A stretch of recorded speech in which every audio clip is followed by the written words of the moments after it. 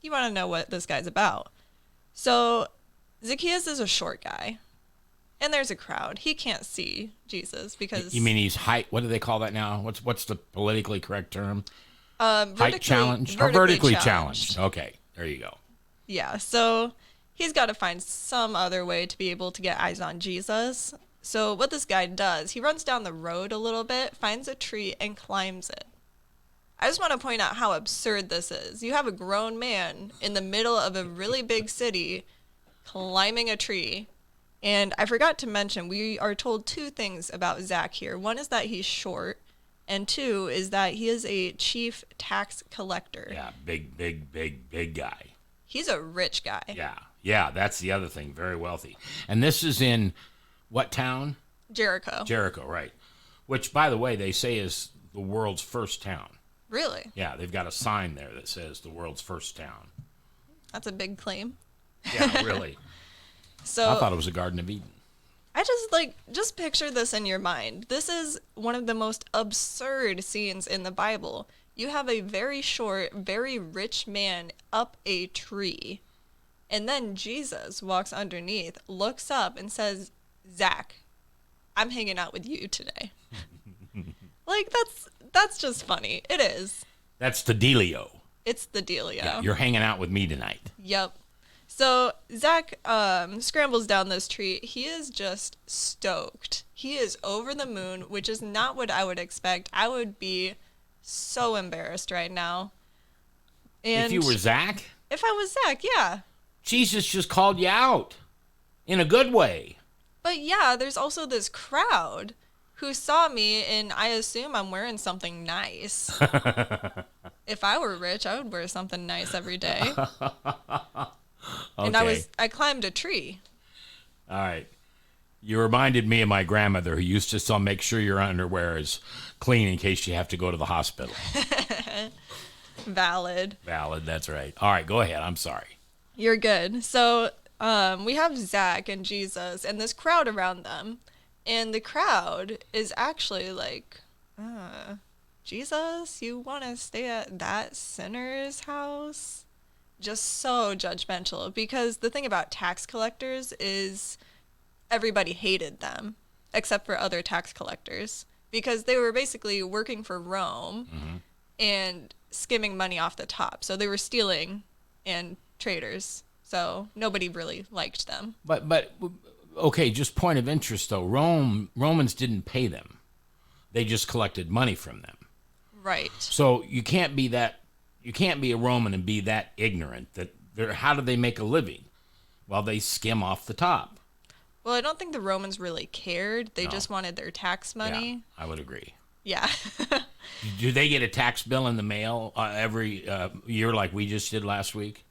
Oh, man. I got mine done last week, my taxes.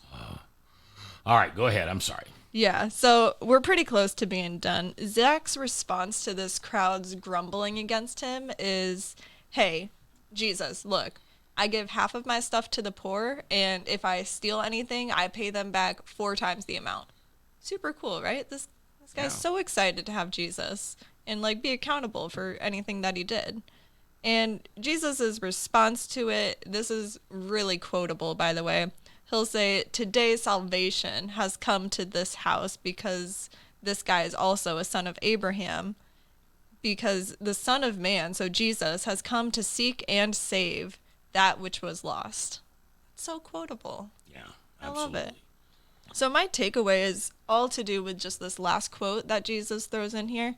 I mean, first of all, he calls this tax collector that nobody really likes, he calls him a son of Abraham.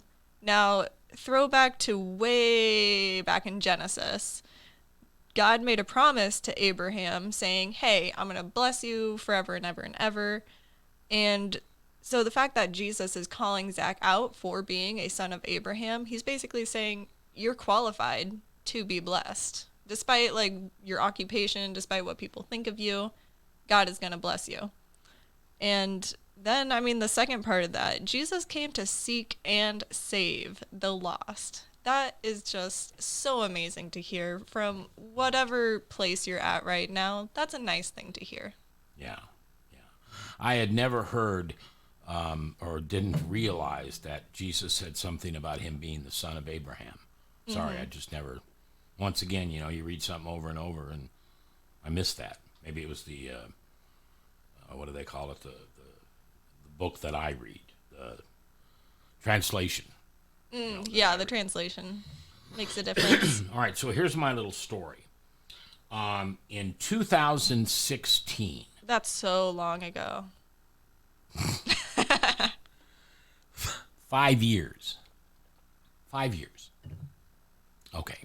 Anyway, she just gives me this look. So I was asked and received permission from Israel to broadcast live Christmas week, the week of Christmas, from Bethlehem. Okay. And so we had to do the show at the most unusual times because I think there was a 13-hour difference. And I wanted the audience here to hear it live, and we even bought a toll-free number. It's hard to get a toll-free number in another country, but the government of Jerusalem set it up so we'd have a toll-free number for that 2 hours. We were on for 2 hours. So if our audience back home in America wanted to listen, they could listen. Well, while we were there, we hired a very wonderful guide. And I would encourage you that if you should ever decide to go to Israel and you want a guide, I will give you this guy's phone number. He was probably 50, and his father had done it before him. And he was an American. And so there was no language imbalance between the two of us. And we drove around in his little Honda Accord or whatever it was, and there was 3 of us in this little car plus him. Well, one of the places we visited was Jericho. So that's why you know what the sign in front says. It says that it is the world's oldest city. I said first city. It's First the city. world's oldest city. That's what I should have said. And the first thing that comes to my mind is how they dug down. What do they call that when scientists do that? Excavate? Excavate. They excavated down into the homes that had been buried by thousands of years of sand and wind and dirt and rain. Sure. And they had running water. They had figured out a way, and obviously it was done with gravity. There was no motors or anything. And they had invented or had used what they feel was the first grape press. So they would make grape juice. Mm-hmm. So after we toured this area, which somehow I must have leaned down and picked up a little rock, because I never should have done that, but I have a little rock from Jericho. Now, if the police are listening to me in Israel, I'm in trouble. So then we got in the car and went to a little market, and the markets are very much like you see them portrayed in movies. Mm-hmm. Obviously, people are not wearing some of the same type of clothing, Kayla, but it looks the same. Very narrow streets and shopkeepers in the hall or in the street yelling or telling you, "Hey, look over here! I got something." So we ate our lunch, and then we walked down about 50 yards, and here in the middle of the street is a church, a cathedral, whatever. They believe built somewhere around 1000 A.D. So Jesus had been here just 1,000 years ago. Okay. And in the middle of this tree, in this, and it was fenced off, and there was the building, and in the middle of that was the tree. Oh, sweet. Because what kind of tree was it? A sycamore. Sycamore, yep. Sycamores, much like humans, must have something from a previous tree to grow a tree, a seed or whatever it is. So they believe, and there's no reason not to believe, that this tree had the same DNA, maybe, same heritage, same, whatever, bloodline, a ring line. It's the descendant of Zacchaeus' tree. Yeah.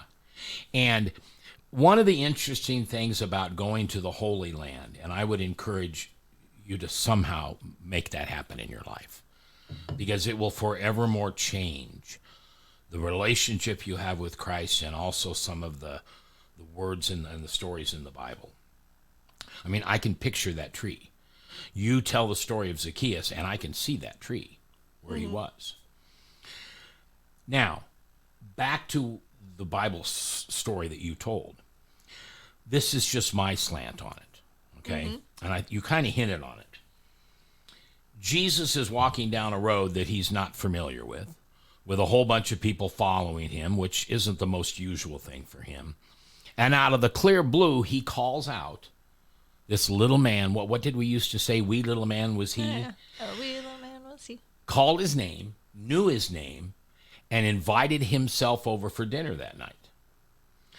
And when they got to the house, all Zacchaeus did was repent. I will give half of my money away, and if there's anybody I cheated him, I'll give him 4 times what I cheated him out of. And Jesus' reaction was, you're mine. Forevermore you'll have salvation. And I think what's important about that is we get so wrapped up in religion sometimes. And I always tell people that I'm not a religious person at all. I'm just not. But I'm a Jesus freak with an attitude. Oh, yeah. Religion, to me, comes from man, and relationship comes from Christ. And what I hear him say to Zacchaeus is, you don't have to do anything. All you did was repent that perhaps you had done some things wrong in your life. And Jesus said to him, you'll be in salvation with me today forevermore. That's what I get from the Zacchaeus story. Okay? Yeah. That's what old Matt gets. All right, 1:45 on the 9th day of April. Gail, nice to see you. Thanks for everybody online listening. I don't know if we were there and then came back, but I'm with Kayla today, and Kayla's doing Kayla's Bible story. Well, right now they're just called Bible stories. We're going to have to convince her to do Kayla in there. You first heard King Ahab and Elijah's story, and then we just got done with wee little Zacchaeus. And now we're going to something very interesting. The story of Jonah. Because as children, I don't know about you, but as a child, I grew up, whale eats him up, he lives in the whale, and the whale spits him out. But there's so much other stuff going on that we find God right smack dab in the middle of. So I want to hear your rendition of it, please. Absolutely. And actually, the reason I picked Jonah was because something in the book of Jonah reminded me, or like Zacchaeus reminded me of something in the book of Jonah. So Jonah actually does have his own book in the Bible. We're going to start halfway through, which is actually after the whale thing that everybody knows about. So Jonah got this mission from God. God said, go to Nineveh, tell all of the people to repent from their evil ways, because I don't like it. So Jonah has the whole thing where he runs away, the whale thing happens. I'm picking up where he actually gets to Nineveh. So he arrives. Okay, now hold on, I'm going to stop. He goes in the opposite direction of Nineveh. The exact opposite direction. Okay. And as I understand the story, the reason the big fish comes into the story is God was going to pick him up and take his butt back to Nineveh. Is that kind of right or not? Essentially, yeah. Okay, all right, go ahead. So either way, Jonah got to Nineveh. He waltzes in there. It's a big city, by the way. And he's walking around like some kind of doomsday herald. This is what he's telling people. In 40 days, God's gonna destroy the city. Okay, not the most inspiring sermon I've ever heard, but it certainly is kind of motivating, for sure. And I question, like, how hard is Jonah trying right now? Because obviously he's been dragging his feet. He doesn't believe in saving the Ninevites. If we look at outside of biblical context, you can understand why Jonah hates the Ninevites so much. But just within the story, it's very clear Jonah does not actually want to save the Ninevites. Give me the short version of why he doesn't like the Ninevites. I learned about it a while ago, so the details are hazy, but essentially, the city of Nineveh, ugh, Nineveh. Nineveh, the city of Nineveh was a very violent people, and when they did kill any Israelites or battles or whatever, the things that they did were very horrific and shameful. So there's a lot of unforgivable acts that were committed between the two peoples. So, Yeah, I they were mean, very, brutal. yeah, that's a good word. Yeah, they didn't just stick a sword in your heart and make you die. They would cut out your heart and hold it up in a crowd and say, yeah, okay, go ahead.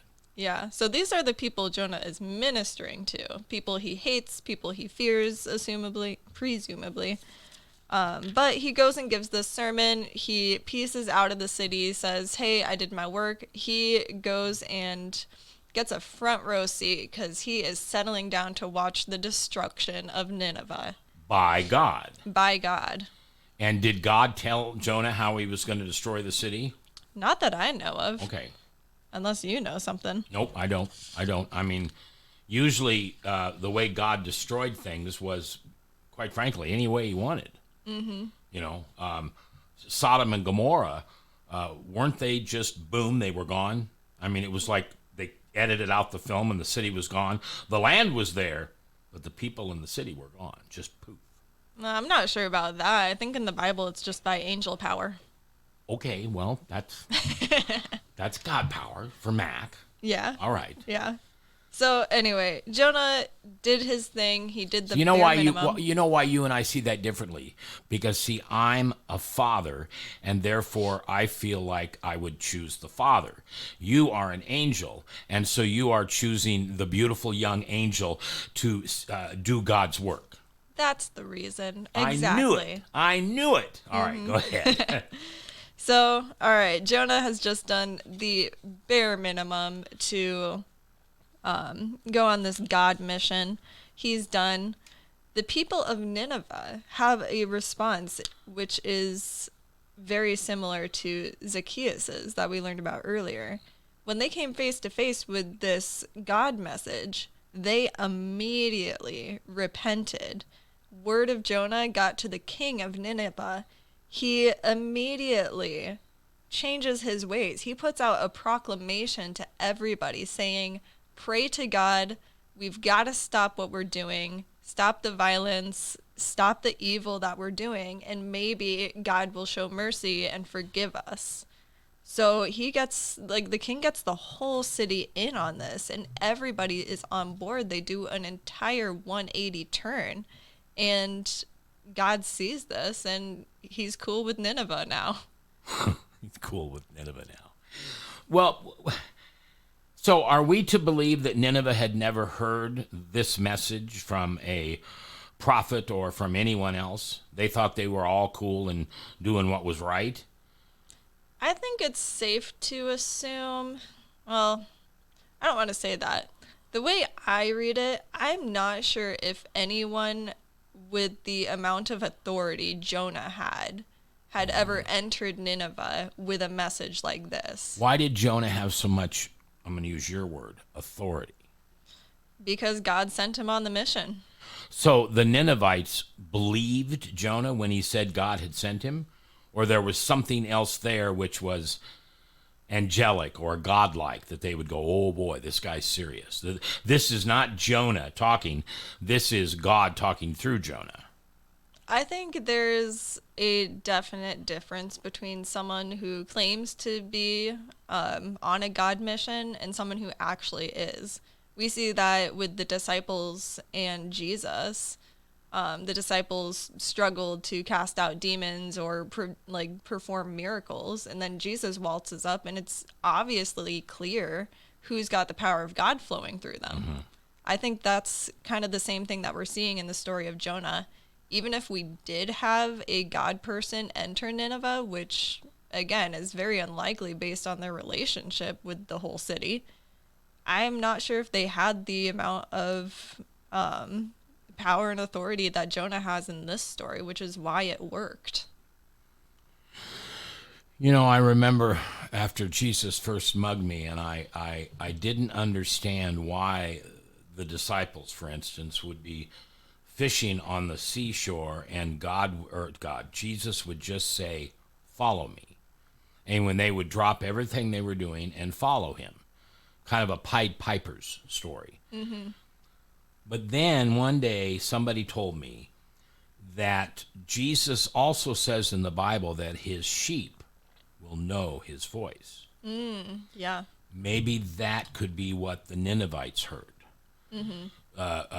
Not that they were familiar with it before. I don't think the disciples were ever familiar with the voice of the shepherd. But there was something different about Jonah and his message. Had to be both of those. It had to be Jonah and what his message was to get the Ninevites to square themselves up. Because as you said earlier, and you described them very well, they were barbaric. Mm-hmm. They were horrible, horrible people. Yep. I mean, they made Sodom and Gomorrah look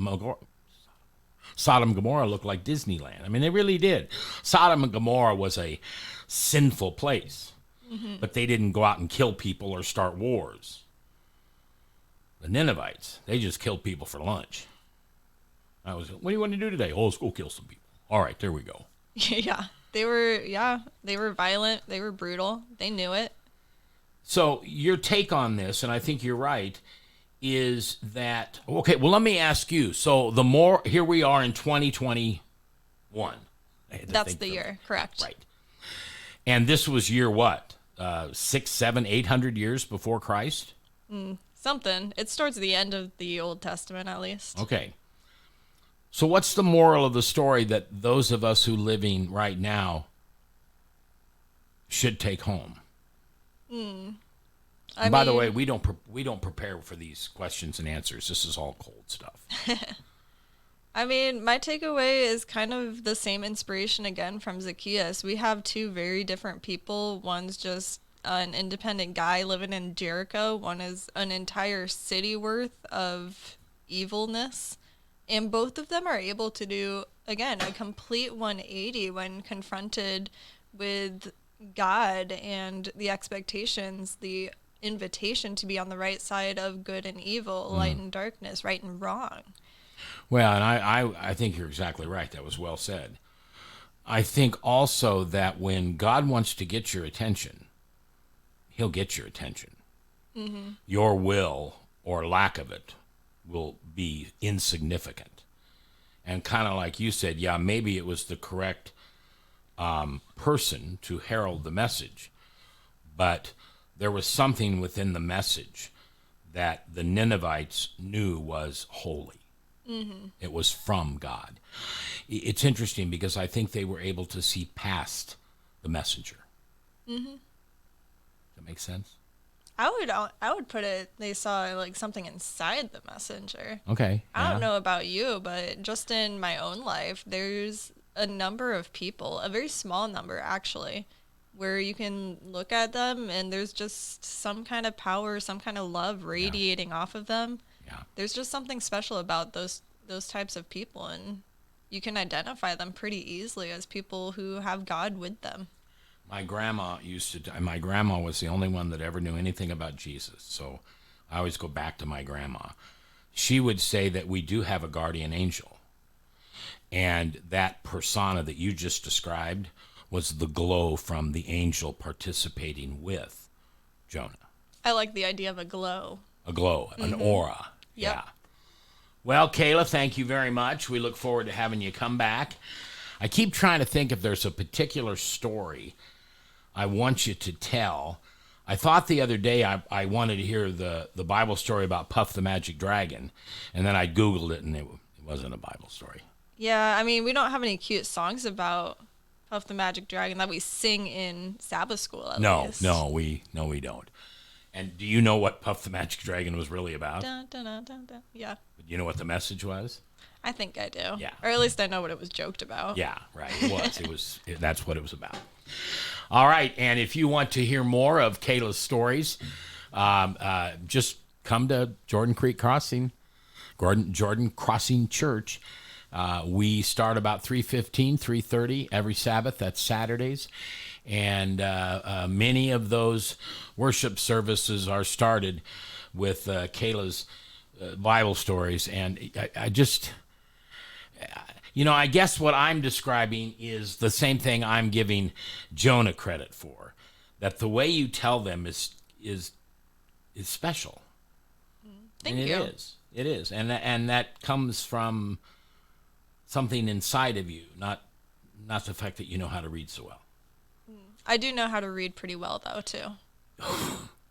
Well, okay. All right. We've had a great hour today. We thank you for coming along and spending time with us. I hope to be here with you Monday. If I am not, again, I've got my second shot coming on Sunday at 1 p.m. And perhaps if everything's okay on Monday, you'll hear me here at 1 o'clock. But if not, don't fret. Don't call the ambulance. I probably just have the same reactions that so many people have had, which is flu-like symptoms. Side effects. Side effects. Yep. There you go. After effects. All right. I'm J. Michael McCoy. If I haven't told you lately, thanks for listening. Love this job. Couldn't do it without you. Right here on 102.9 KPOG Grimes, West Des Moines, and webcast1live.com.